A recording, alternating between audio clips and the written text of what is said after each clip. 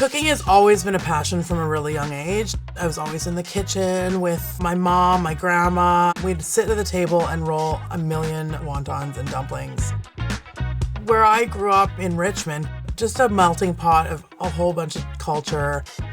That love of cooking comes from eating. Definitely a passion, a career of love.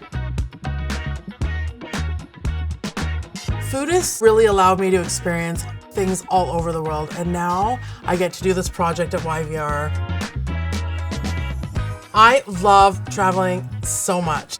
Lucky Lily at YVR is a real homage to that. The menu is exciting, it's traditional. I would love for the guests to really feel comfort.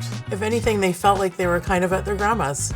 There's so many reasons why it's called Lucky Lily. Lily signifies good fortune. Secondly, it's my grandmother's name. She was always talking about food, always cooking with us, always teaching us our culture. I'm just really lucky to have that kind of history.